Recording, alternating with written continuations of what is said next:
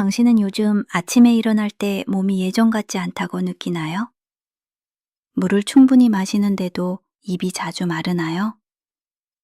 검사에서는 아직 괜찮다는 말을 들었지만 마음 한편이 불안한가요? 65세 이상 3명 중 1명은 자신도 모르게 신장 기능이 떨어지고 있습니다.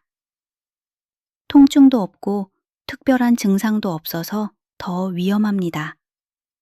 그래서 많은 분들이 아직은 아니겠지 하며 시간을 흘려보냅니다.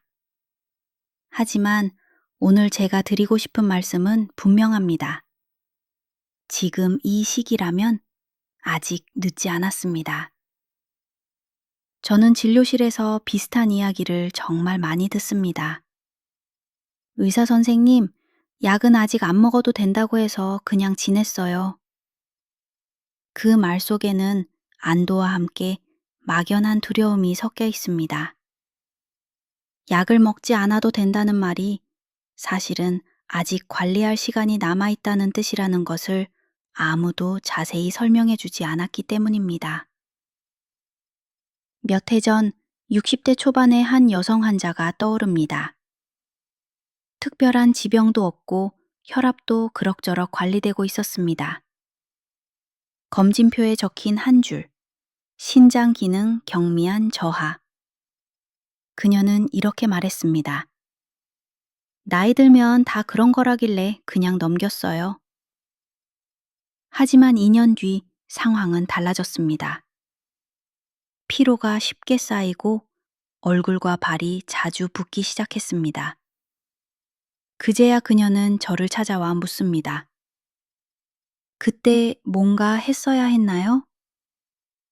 저는 잠시 말을 멈췄습니다. 그리고 이렇게 답했습니다. 그때가 바로 약 없이 지킬 수 있는 시기였습니다. 신장은 참 조용한 장기입니다. 심장처럼 두근거리지도 않고 위처럼 아프다고 신호를 보내지도 않습니다. 마치 집안의 정수기 필터처럼 조금씩 아주 천천히 달아갑니다. 문제는 물맛이 이상해질 때쯤이면 이미 필터가 많이 상해 있다는 점입니다. 많은 분들이 신장 이야기를 들으면 곧바로 숫자를 떠올립니다. 크레아티닌, 사구체 여과율 같은 검사 수치 말입니다. 물론 중요합니다. 하지만 수치만 보고 아직 괜찮다고 말하는 것은 날씨 예보만 보고 우산을 준비하지 않는 것과 비슷합니다. 비가 올 가능성이 보이는데도 말이죠. 의학계에서도 이 부분에는 의견이 나뉩니다. 수치가 기준 이상이면 약부터 써야 한다는 쪽이 있는가 하면 생활 관리로 시간을 벌 수 있는 구간이 분명히 있다고 말하는 전문가들도 있습니다.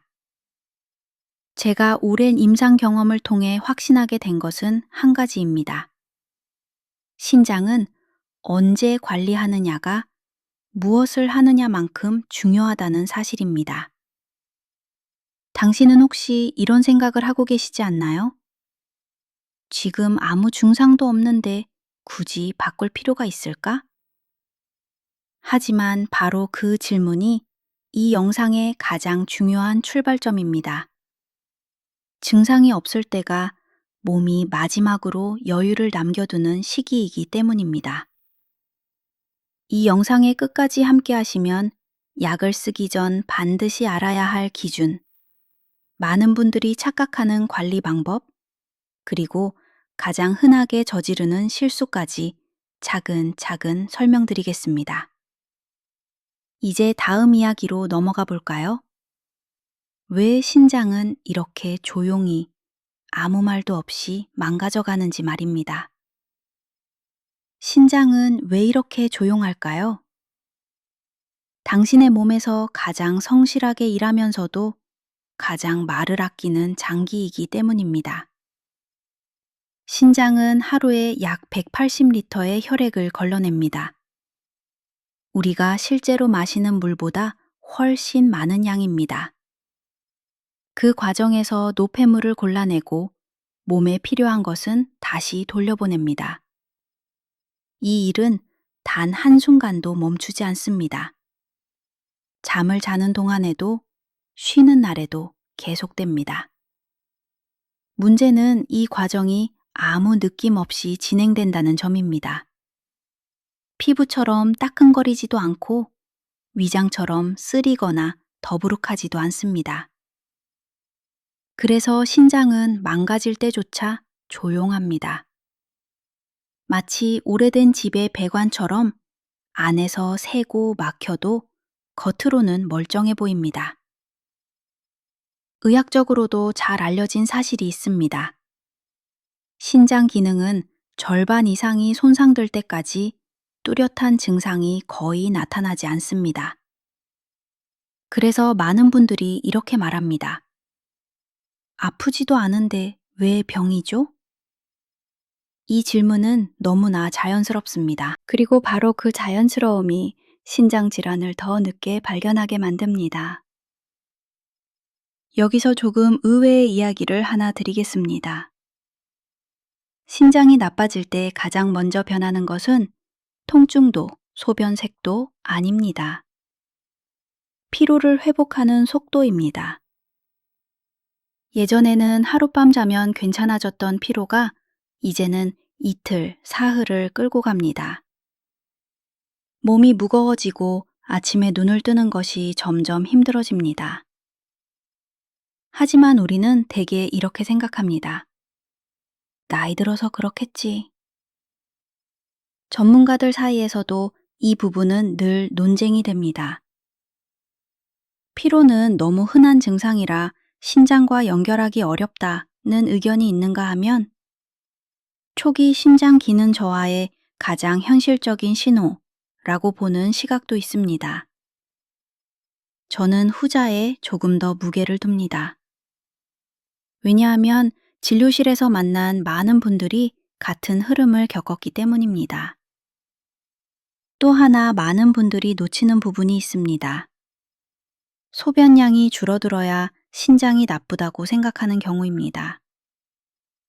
하지만 초기에는 오히려 소변량이 비슷하거나 밤에 더 자주 화장실에 가게 되기도 합니다. 신장이 애써 균형을 맞추려는 과정입니다. 마치 고장난 기계가 더 큰 소리로 버티며 돌아가는 것처럼 말입니다. 이쯤에서 이런 질문이 떠오를 수 있습니다. 그럼 병원 검사는 왜 필요한가요? 검사는 매우 중요합니다. 다만 검사 결과를 결론으로 받아들이기보다 방향 신호로 이해하는 것이 필요합니다. 숫자는 현재 상태를 보여주지만 앞으로의 속도까지 알려주지는 않기 때문입니다. 많은 분들이 아직 약은 필요 없다는 말을 아직 신경 쓰지 않아도 된다로 받아들입니다. 하지만 의사의 진짜 의미는 다릅니다. 그 말은 곧 지금이 가장 개입하기 좋은 시기라는 뜻일 수 있습니다. 약이라는 도구를 쓰기 전에 생활과 습관으로 신장의 부담을 덜어줄 수 있는 마지막 여유 구간 말입니다. 당신은 지금 어느 쪽에 서 있다고 느끼시나요? 아직 괜찮다고 믿고 싶은 쪽인가요? 아니면 뭔가 바꿔야 할 것 같다는 작은 신호를 느끼고 계신가요? 정답은 하나가 아닙니다. 하지만 분명한 것은 신장은 늘 우리보다 먼저 변화를 시작한다는 사실입니다. 다음 이야기에서는 괜찮다는 말에 안심했다가 나중에 뒤늦게 후회하게 된 한 환자의 실제 이야기를 들려드리겠습니다. 그 이야기는 아마 당신의 마음 한쪽을 조용히 건드릴지도 모릅니다. 괜찮다는 말은 참 편안합니다. 당신의 마음을 잠시 내려놓게 하고 지금의 생활을 그대로 유지해도 된다는 허락처럼 들리기 때문입니다.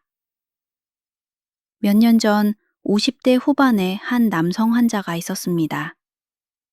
정기 검진에서 신장 수치가 약간 낮게 나왔지만 의사는 이렇게 말했습니다. 아직 약은 필요 없습니다. 그 말에 그는 안도의 숨을 쉬었습니다.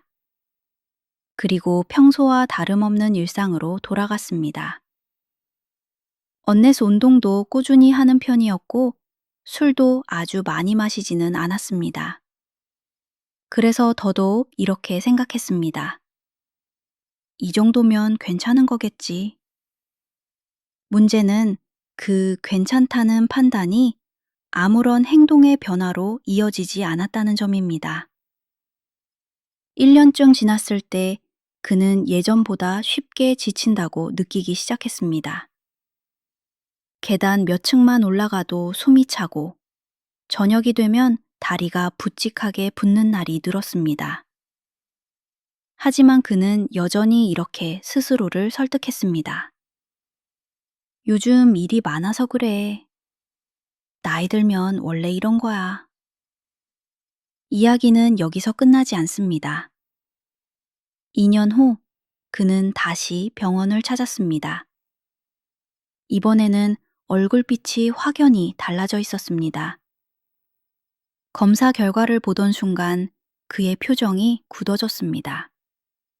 신장 기능은 이미 초기 단계를 넘어 약물 치료를 시작해야 하는 수준이었습니다.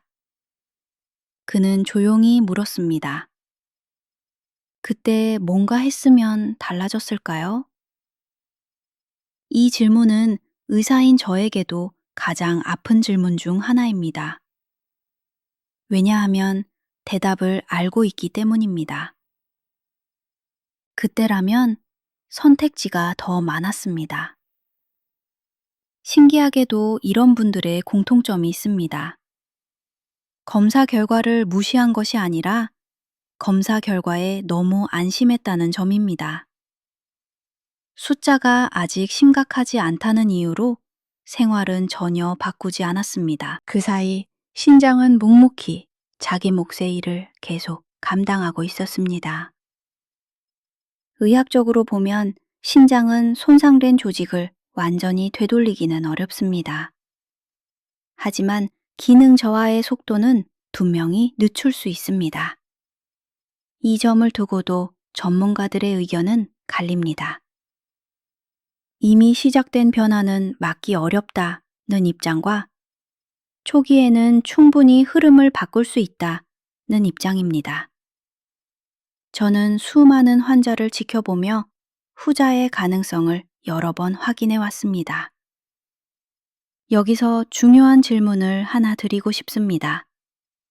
당신이 만약 그 환자였다면 아직 약은 필요 없다는 말을 어떻게 받아들였을까요?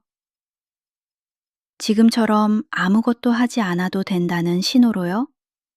아니면 지금이야말로 몸의 방향을 바꿀 기회라는 신호로요? 많은 분들이 묻습니다. 그럼 약은 언제 먹어야 하나요?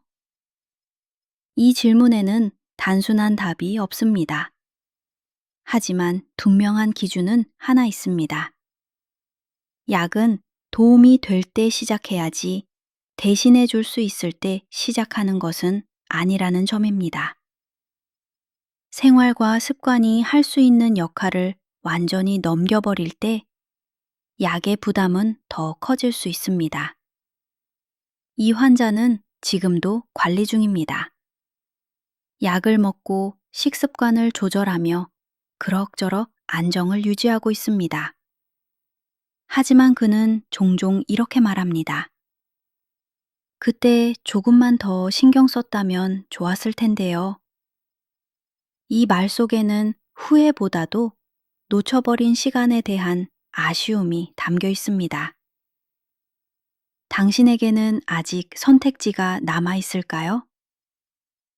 바로 그 질문이 다음 이야기의 출발점입니다. 검사 수치보다 더 중요한 한 가지 기준에 대해 이제 말씀드리려 합니다. 검사지를 받아들고 숫자를 먼저 보게 되는 것은 아주 자연스러운 일입니다. 당신도 아마 병원에서 제일 먼저 크레아티닌 수치나 사고체 여과율을 찾으셨을 겁니다.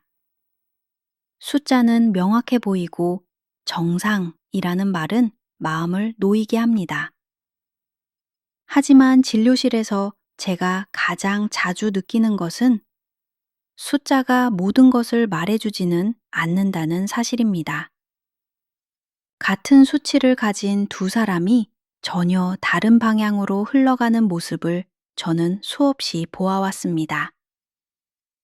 어떤 분은 수치가 조금 나빠도 10년 넘게 큰 변화 없이 지냅니다. 반대로 어떤 분은 아직 경계선에 불과한 수치였는데도 몇 년 사이 빠르게 악화됩니다. 이 차이는 어디에서 생길까요? 의외로 답은 단순한 곳에 있습니다.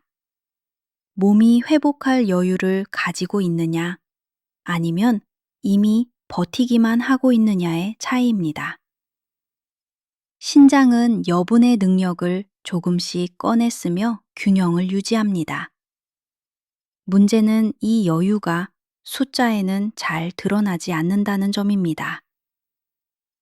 쉽게 비유해 보겠습니다. 자동차 계기판에 엔진 경고등이 아직 켜지지 않았다고 해서 엔진 상태가 항상 좋은 것은 아닙니다. 이미 내부에서는 마모가 시작되었을 수도 있습니다. 신장도 마찬가지입니다. 검사 수치는 경고등이지 엔진의 전체 상태 보고서는 아닙니다. 이 부분에서 전문가들 사이에 흥미로운 논쟁이 있습니다. 조기 개입은 과잉 진료가 될 수 있다는 의견과 생활 개입이야말로 가장 안전한 조기 치료라는 의견입니다. 약물 치료에 대해서는 신중해야 하지만 생활을 조정하는 일까지 미룰 이유는 없다는 것이 최근 점점 힘을 얻고 있는 관점입니다. 당신의 일상을 한번 떠올려 보세요. 아침에 일어났을 때의 몸 느낌, 오후가 되면 찾아오는 피로의 깊이, 저녁 무렵 발이나 얼굴의 변화.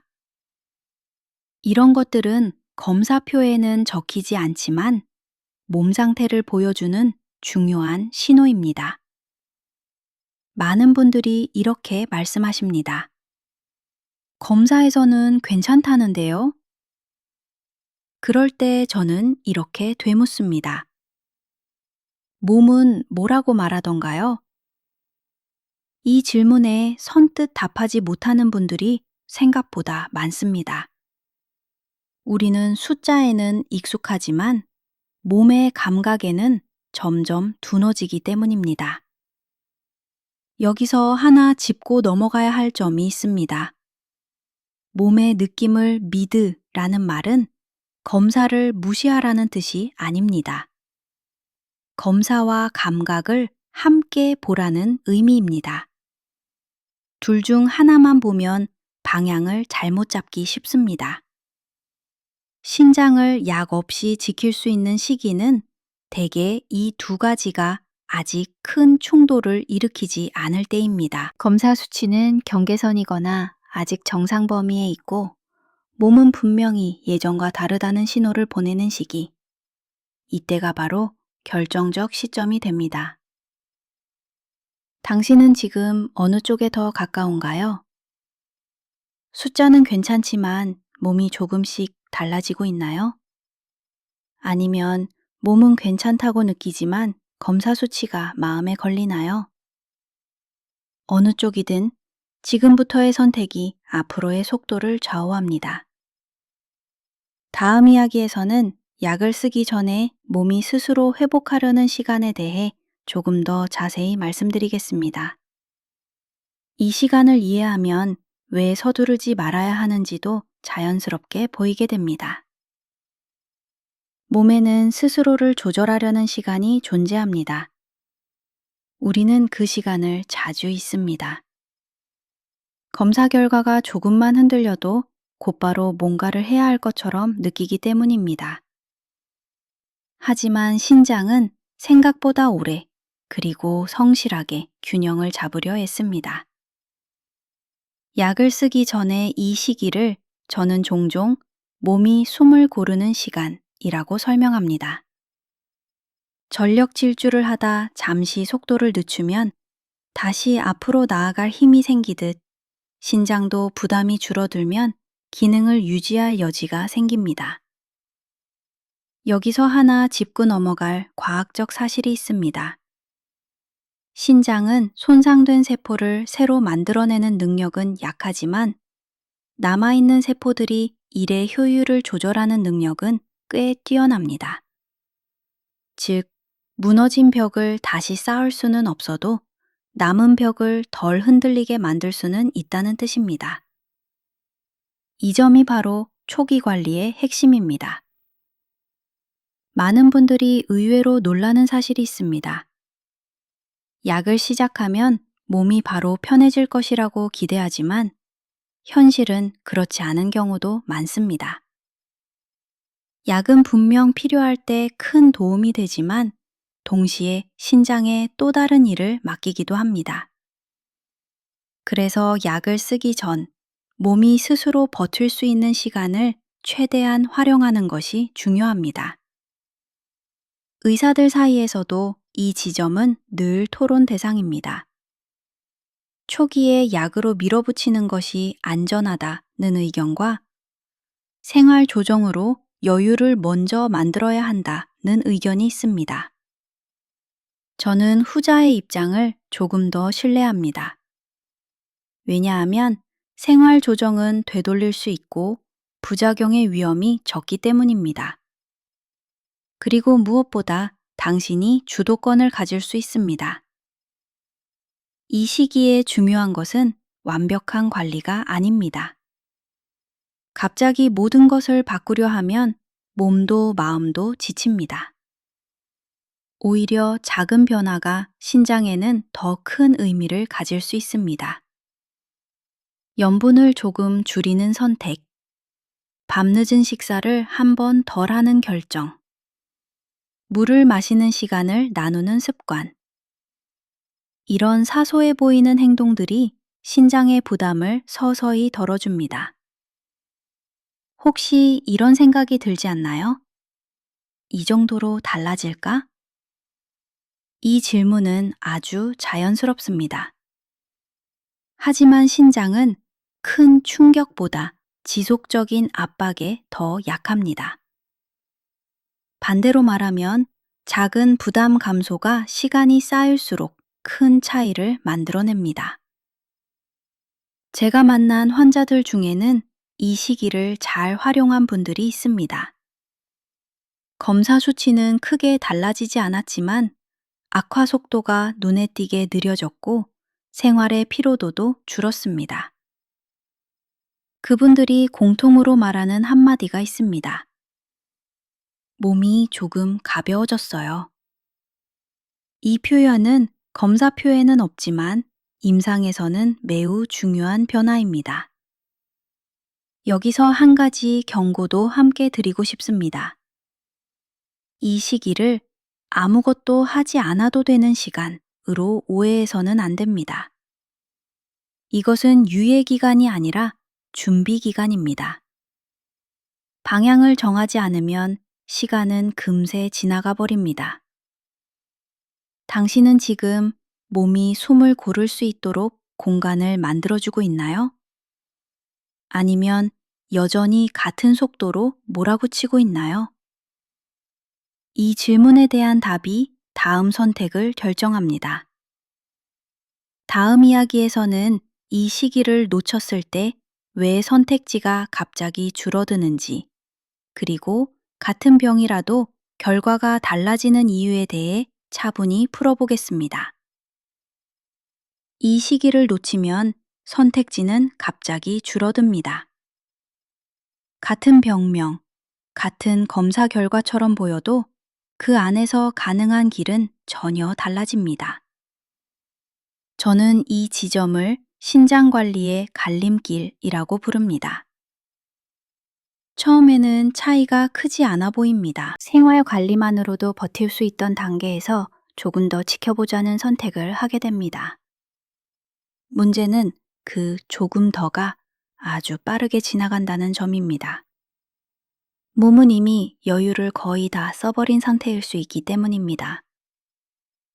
의학적으로 보면 신장 기능 저하가 일정 지점을 넘어서면 회복의 개념은 점점 사라지고 유지와 지연의 개념이 중심이 됩니다. 이 변화는 갑자기 일어나지 않습니다. 하지만 한번 넘어가면 되돌리기는 매우 어렵습니다. 많은 분들이 묻습니다. 그 경계는 어디인가요? 안타깝게도 숫자 하나로 딱 잘라 말할 수는 없습니다.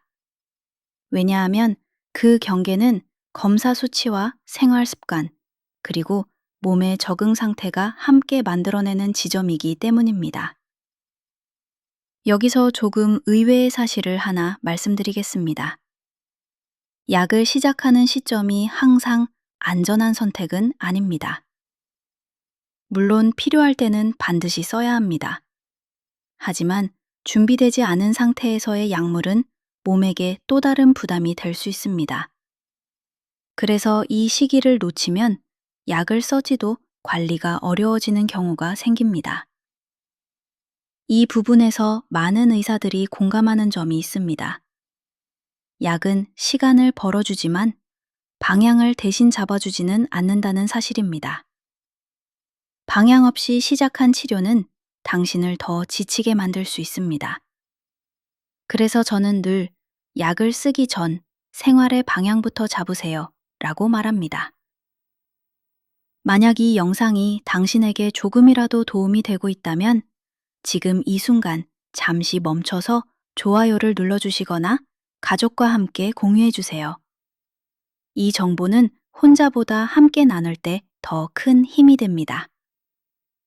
다시 이야기로 돌아가 보겠습니다. 이 시기를 놓친 분들은 대개 공통된 말을 합니다. 그때는 이렇게까지 될 줄 몰랐어요. 그 말 속에는 정보가 없었다기보다 정보를 행동으로 옮기지 못한 아쉬움이 담겨 있습니다. 반대로 이 갈림길에서 방향을 바꾼 분들도 있습니다. 아주 대단한 일을 한 것이 아닙니다. 생활의 속도를 조금 늦추고 몸의 신호를 다시 듣기 시작했을 뿐입니다. 그 차이가 몇 년 뒤의 결과를 바꿉니다. 당신은 지금 어느 쪽에 서 있다고 느끼시나요? 아직 선택지가 남아있는 쪽인가요? 아니면 이미 하나의 길로 들어선 느낌인가요? 지금 느끼는 이 질문이 사실은 가장 중요한 신호일지도 모릅니다. 다음 이야기에서는 신장을 쉬게 만드는 아주 일상적인 습관들에 대해 하나씩 풀어보겠습니다. 특별하지 않지만 꾸준히 쌓이면 분명한 차이를 만드는 이야기입니다. 신장을 쉬게 한다는 말은 거창한 치료를 의미하지 않습니다. 오히려 아주 평범한 하루의 흐름 속에서 조금 다른 선택을 하는 것을 뜻합니다.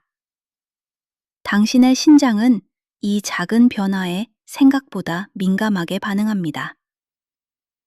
가장 먼저 이야기하고 싶은 것은 속도입니다. 얼마나 많이 하느냐보다 얼마나 급하게 하느냐가 신장에는 더 큰 부담이 됩니다. 한꺼번에 많은 음식을 먹고 짧은 시간에 많은 물을 마시고 늦은 밤까지 깨어 있는 생활. 이 모든 것이 신장을 바쁘게 만듭니다. 과학적으로도 설명이 가능합니다. 신장은 혈액의 농도 변화를 끊임없이 조절해야 합니다. 갑작스러운 염분 섭취나 단시간에 과도한 수분 섭취는 신장에게 급한 일을 맡기는 것과 같습니다. 그래서 조금씩 나누어서가 신장 관리의 기본 원칙이 됩니다. 여기서 많은 분들이 의외로 놀라는 사실이 있습니다. 물을 많이 마시면 무조건 신장에 좋을 것이라고 생각하지만 언제, 어떻게 마시느냐가 훨씬 중요합니다. 목이 마를 때까지 참았다가 한 번에 마시는 습관은 오히려 부담을 키울 수 있습니다. 반대로 하루 동안 조금씩 나누어 마시는 물은 신장을 쉬게 합니다. 식사도 마찬가지입니다. 짜게 먹지 않는다고 생각해도 국물, 반찬, 간식에 숨어 있는 염분은 생각보다 많습니다. 모든 것을 바꾸려 애쓰지 마세요. 오늘은 국물 한 숟가락 덜 먹는 선택. 내일은 간식을 하나 줄이는 결정. 이 정도면 충분합니다. 신장은 이런 변화를 조용히 하지만 분명히 기억합니다. 생활 습관 중 또 하나 중요한 것은 수면입니다. 잠이 부족하면 신장은 회복할 시간을 잃습니다. 밤은 신장이 하루의 부담을 정리하는 시간입니다. 늦게 자는 습관이 반복되면 정리되지 않은 일들이 그대로 다음 날로 넘어갑니다. 피로가 쌓이는 이유도 여기에 있습니다. 전문가들 사이에서는 생활 습관의 영향은 과장되었다는 의견도 있습니다. 하지만 장기간 관찰한 연구들은 작은 습관의 누적 효과를 분명히 보여줍니다. 특히 약을 쓰기 전 단계에서는 이 차이가 더 크게 나타납니다.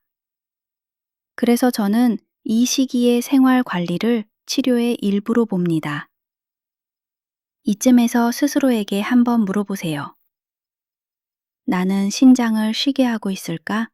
아니면 계속 일하게 만들고 있을까? 정답은 없습니다. 다만 이 질문을 매일 한 번씩 떠올리는 것만으로도 선택은 조금씩 달라집니다. 이제까지 말씀드린 습관들은 어렵지 않습니다. 하지만 많은 분들이 좋은 관리라고 믿고 있는 행동들이 사실은 반대 효과를 내는 경우도 있습니다. 다음 이야기에서는 그 오해들에 대해 차분히 짚어보려 합니다. 많은 분들이 나는 관리를 잘하고 있다고 말합니다. 그 말에는 노력과 성실함이 담겨 있습니다. 하지만 진료실에서 보면 그 좋은 관리가 오히려 신장을 더 피곤하게 만드는 경우도 적지 않습니다. 가장 흔한 오해는 참는 것이 관리다라는 생각입니다. 물을 일부러 적게 마시고 소변을 최대한 아끼고 몸이 피곤해도 쉬지 않는 선택. 이런 행동이 신장을 보호한다고 믿는 분들이 많습니다. 하지만 실제로는 신장이 더 농축된 혈액을 처리하게 되어 부담이 커질 수 있습니다. 과학적으로 보면 신장은 일정한 흐름을 좋아합니다. 너무 적은 수분도 너무 많은 수분도 모두 조절 부담을 키웁니다. 그래서 극단적인 관리보다는 일관된 리듬이 중요합니다. 이 점은 많은 분들이 의외로 잘 모르는 부분입니다. 또 하나 자주 보이는 오해는 건강식이면 많이 먹어도 괜찮다는 생각입니다. 특히 단백질 식품에 대해 이런 믿음이 강합니다. 물론 단백질은 필요합니다. 하지만 신장 기능이 예전 같지 않을 때는 양과 타이밍이 매우 중요합니다. 좋은 음식도 과하면 부담이 됩니다. 이 부분에서는 전문가들 사이에서도 의견이 나뉩니다. 노인은 단백질을 충분히 먹어야 한다는 주장과 신장을 고려해 섭취를 조절해야 한다는 주장이 있습니다. 두 의견은 사실 충돌하지 않습니다. 문제는 개인의 상태를 고려하지 않고 일반적인 조언을 그대로 적용할 때 생깁니다. 많은 분들이 또 하나 믿는 관리법이 있습니다. 보조제나 건강기능식품으로 보완하면 된다는 생각입니다. 하지만 이 역시 신장에게는 추가적인 처리 업무가 될 수 있습니다. 특히 여러 가지를 동시에 복용하는 경우 그 부담은 생각보다 큽니다. 여기서 스스로에게 이런 질문을 던져보면 좋겠습니다. 이 관리는 나를 편하게 하는가? 아니면 나를 더 긴장하게 만드는가? 좋은 관리는 삶을 단순하게 만듭니다. 지켜야 할 규칙이 너무 많아진다면 그 자체가 신호일 수 있습니다. 신장을 위한 관리는 열심히가 아니라 적절하게에 가깝습니다. 덜어낼 수 있는 것을 덜어내고 지속할 수 있는 것만 남기는 선택. 이것이 약 없이 지킬 수 있는 시기의 진짜 관리입니다. 당신이 지금까지 믿어왔던 관리 중에서 조금 과했던 것은 무엇인가요? 하나만 내려놓아도 몸은 바로 반응을 보일 수 있습니다. 그 작은 여유가 다음 단계로 나아갈 힘이 됩니다. 다음 이야기에서는 집에서 스스로 확인해 볼 수 있는 아주 간단한 기준들에 대해 말씀드리겠습니다. 병원에 가기 전 당신이 먼저 알 수 있는 것들입니다. 병원에 가기 전 당신이 집에서 먼저 확인할 수 있는 것들이 있습니다. 복잡한 검사도 전문 장비도 필요하지 않습니다. 오히려 일상 속에서 가장 쉽게 지나치는 신호들이 신장의 상태를 더 솔직하게 드러냅니다. 먼저 아침의 몸 상태를 떠올려 보세요. 눈을 떴을 때 손이나 발이 유난히 뻣뻣하게 느껴지나요? 반지가 예전보다 잘 빠지지 않나요? 이런 변화는 몸 안의 균형이 조금씩 흐트러지고 있다는 신호일 수 있습니다. 아주 미세하지만 신장은 이런 변화를 가장 먼저 겪습니다. 소변을 볼 때의 느낌도 중요합니다. 색이 진해졌는지, 거품이 유난히 오래 남는지, 밤에 화장실을 찾는 횟수가 늘었는지, 이 중 하나만으로 문제가 있다고 단정할 수는 없습니다. 하지만 두세 가지가 함께 나타난다면 몸이 보내는 메시지를 조금 더 주의 깊게 볼 필요가 있습니다. 여기서 많은 분들이 의외로 놀라는 사실이 하나 있습니다. 소변량이 줄지 않아도 신장은 이미 부담을 받고 있을 수 있다는 점입니다. 초기에는 신장이 더 열심히 일하며 균형을 맞추려 하기 때문입니다. 겉보기에는 괜찮아 보여도 속에서는 이미 속도를 올리고 있는 상태일 수 있습니다. 피로의 양상도 중요한 기준이 됩니다. 하루를 시작할 때의 피로와 하루를 마칠 때의 피로가 어떻게 다른지 살펴보세요. 아침부터 무겁다면 회복이 충분하지 않다는 뜻일 수 있고, 저녁마다 급격히 지친다면 하루의 부담이 신장에 누적되고 있다는 신호일 수 있습니다. 전문가들 사이에서는 이런 주관적인 감각을 신뢰할 수 있는지에 대한 논쟁이 있습니다. 느낌은 개인차가 크다는 의견도 분명 존재합니다. 하지만 임상에서는 이 감각들이 검사 수치보다 먼저 변하는 경우를 자주 보게 됩니다. 그래서 저는 이 신호들을 무시하지 말라고 권합니다. 여기서 한 가지 아주 간단한 질문을 드리고 싶습니다. 예전보다 하루를 마치는 게 조금 더 힘들어졌나요? 이 질문에 망설임 없이 그렇다고 답한다면 지금이 바로 몸을 다시 살펴볼 시기일 수 있습니다. 또 하나 중요한 기준은 회복 속도입니다. 잠을 자고 나면 얼마나 빨리 몸이 가벼워지는지, 휴식을 취한 뒤 얼마나 빨리 일상으로 돌아오는지, 신장이 여유를 잃기 시작하면 이 회복 속도가 눈에 띄게 느려집니다. 이 역시 숫자로는 잘 보이지 않는 변화입니다. 이쯤에서 작은 제안을 하나 드리고 싶습니다. 오늘부터 하루에 한 번만 자기 전이나 아침에 몸 상태를 떠올려 보세요.